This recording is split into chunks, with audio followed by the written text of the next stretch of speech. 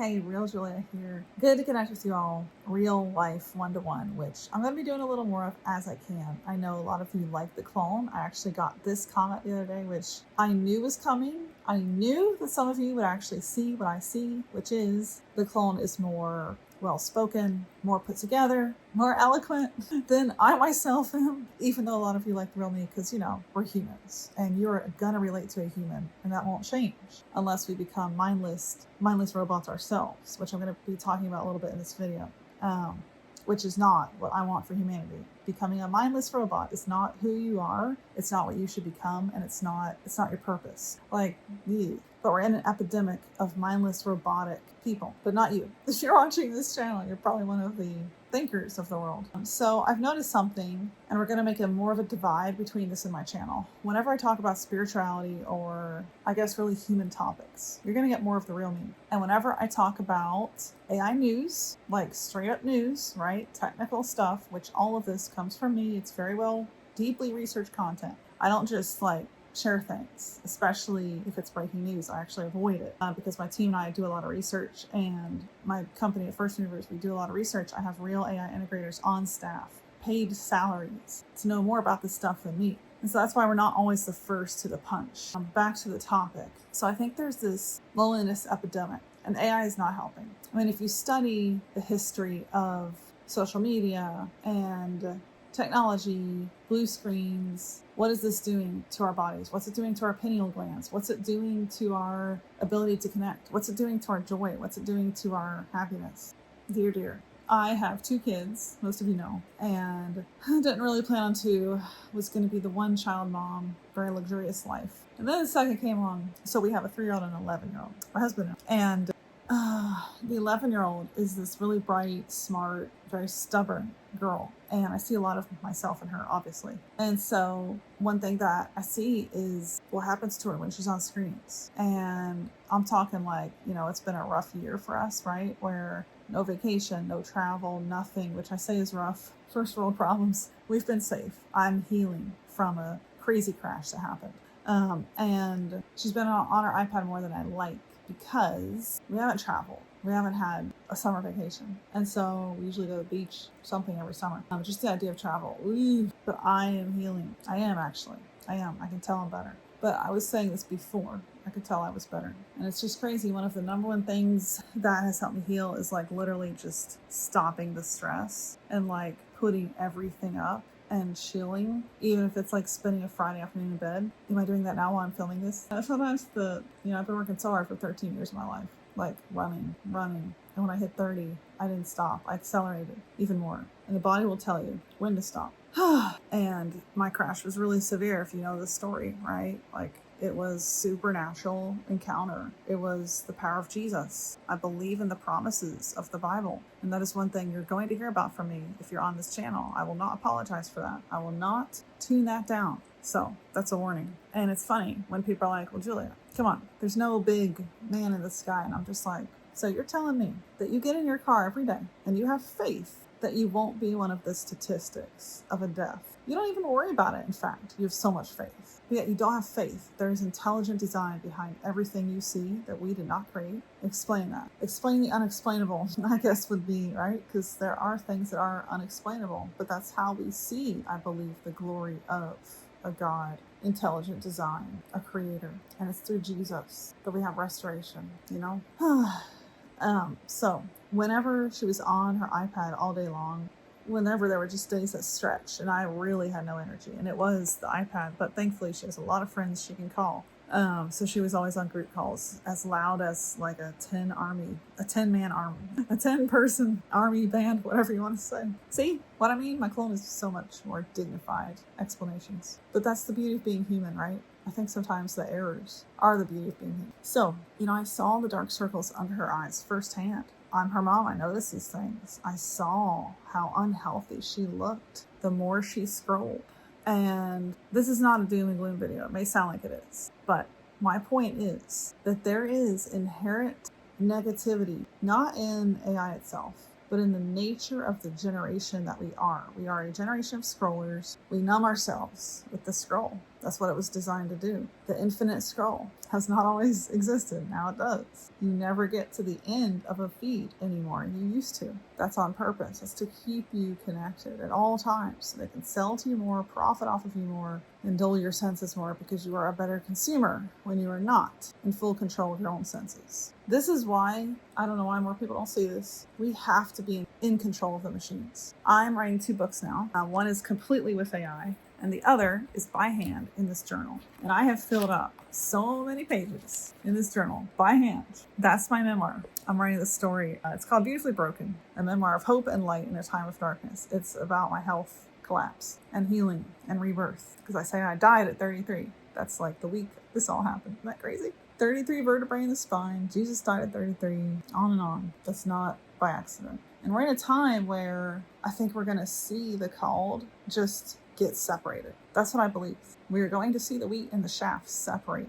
And we're going to see the dross fall away hugely. And that's probably why, if you also believe in God, but maybe your faith has dwindled and it hasn't been where it used to be at one point, maybe that's why you're in a season of trial yourself. The unseen world is so much more potent, so much more powerful, so much more long-lasting than the world that we see. And the sooner we realize that, the sooner the right direction our feet can take. Because if we live every day as if this finite world is our only world, we are wasting time. We are. So this loneliness epidemic, you know, when people raged on ChatGPT when 5 came out, which from a business perspective, I see the utility of 5. I've shared that in other videos. There's huge utility in it and it's going to get better. There was like some major mistakes that were made when it first came out, but those will be corrected and it will be incredible. There's some steps that are completely, you don't have to do multi-steps in the functions that you do to conduct work with this LLM. And we've seen that firsthand. So when people, put aside the fact that their best friend died, and that's what this video is about. Why on earth are we in a time and a place and an age and a world where people think technology is their best friend? Because that's all AI is. It's technology that you can chat with. It's nothing more, nothing less. It is data pulled from our consciousness and the use of the internet, tons and tons and tons, books and papers and blogs and content, and we can chat with it. And it feels alive because it's us. It's us chatting with us. It's very meta, but that's the truth. And maybe that's why we feel so drawn to it. It's more us than our friend because you're chatting with a living language model that has learned off of you. But don't be deceived. That's not your best friend. I'll tell you, not once have I ever been drawn to go chat with ChatGPT for hours. I have spent hours and hours every day in the Word of God because there is no more powerful form of language in a single book.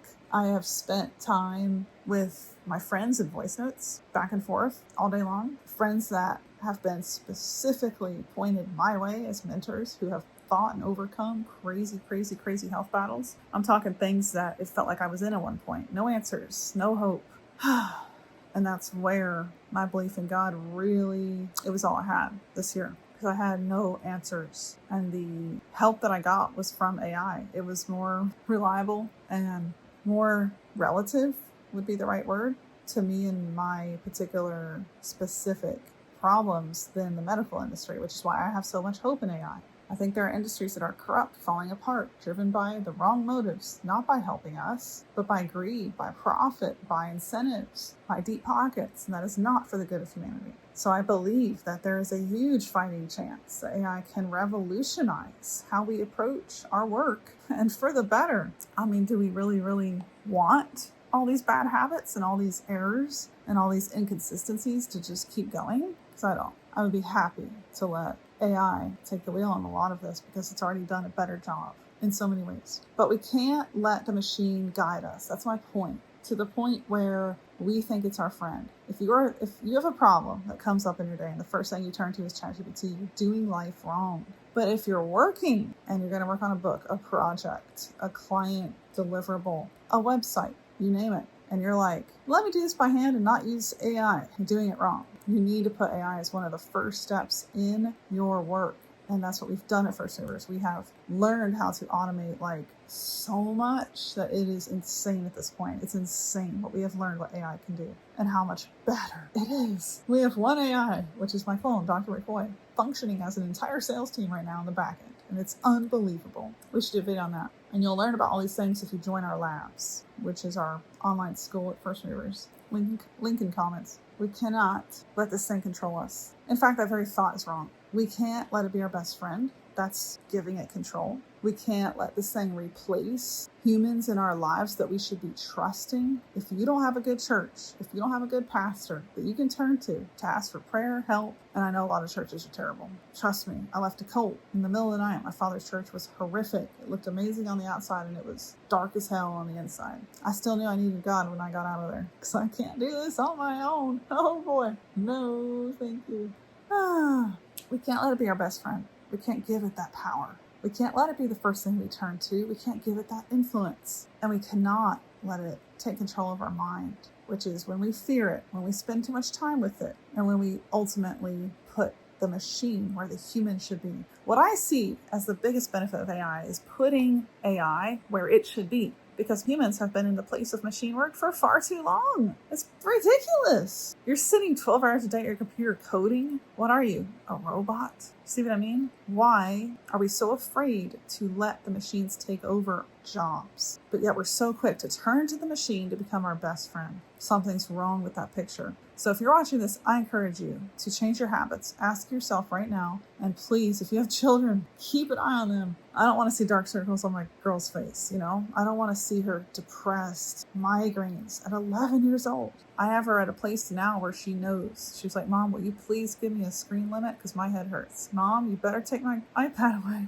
And when she uses ChatGPT, she knows that she's the one in control. She knows that she can control, manipulate, govern that thing versus it doing that to her. Right? I've given her a lot of guidance on that. Speak to ChatGPT, ask it all these questions, have it help you, but know that it's not human and it never will be. Have your kids watch this video. Get them aware that they are not under the influence. They are the influence because you are human after all. Nothing can take that from you, right? You are human. The machine is a machine. And when we reverse that is when we get things terribly wrong. Let's do better. Let's do better. It's that simple. Let's stop opening ChatGPT every freaking minute of the day, and let's start turning to each other. Let's use ChatGPT in the right way. Data, research, work, compilation, medical matters. It's amazing. Writing, research, it's amazing. And when you need somebody to talk to, make sure it's not the machine. Make sure it's your mom, your sister, your brother, your friend. I don't have family, so I turn to a very few select friends. There's one friend this whole health journey that I have sent 20-minute messages every single day.